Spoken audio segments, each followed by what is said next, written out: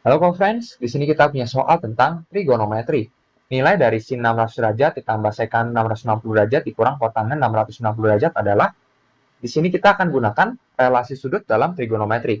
Mari lihat kembali sebelumnya bahwa sekan X didefinisikan sebagai seperkosinus X, dan untuk kotangen X didefinisikan sebagai sepertangen X atau cos X per sinus X.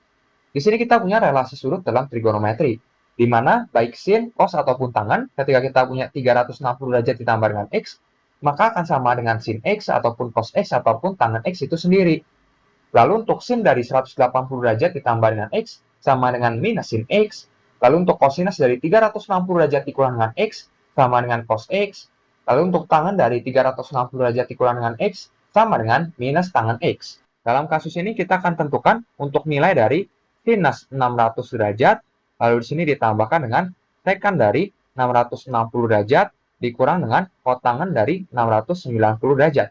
Berarti berdasarkan definisi kita punya ini menjadi sin dari 600 derajat, lalu untuk sekan dari 660 derajat sama saja dengan 1 dibagi dengan kosinus dari 660 derajat.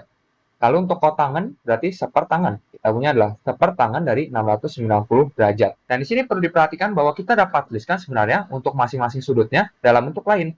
600 derajat kita tuliskan sebagai 360 derajat ditambahkan dengan 240 derajat. Jadi kita tuliskan seperti ini supaya nanti kita dapat gunakan relasi sudut seperti ini. Begitupun di sini untuk yang cos 660 derajat, kita berarti tuliskan sebagai cosinus dari 360 derajat yang ditambahkan dengan 300 derajat.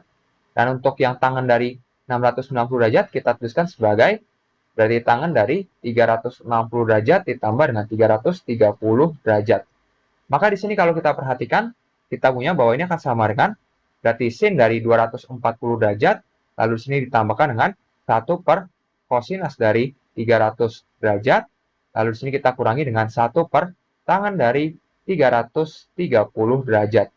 Berikutnya kita gunakan relasi sudut yang kedua, jadi kita tuliskan masing-masing sebelumnya untuk 240 derajat sebagai 180 derajat ditambah dengan 60 derajat.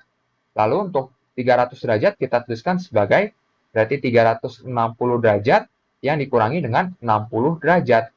Lalu untuk yang 330 derajat berarti kita akan tuliskan sebagai 360 derajat yang dikurangi dengan 30 derajat.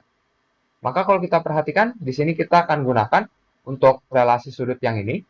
Jadi sengaja tadi kita tuliskan seperti ini sudut-sudutnya supaya nanti kita mendapati hubungannya dengan sudut yang ada di kuadran pertama, yakni 60 derajat, lalu 60 derajat, 30 derajat, di mana ini adalah sudut istimewa yang dapat kita tentukan dengan mudah untuk nilai sinus, kosinus, maupun tangennya.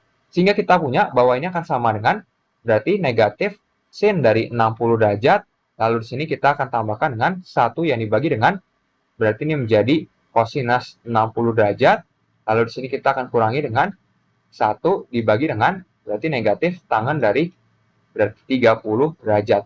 Berarti ini akan sama dengan min setengah akar 3, karena nilai dari sin 60 derajat adalah setengah akar 3. Lalu untuk cos 60 derajat nilainya adalah setengah, berarti 1 dibagi setengah.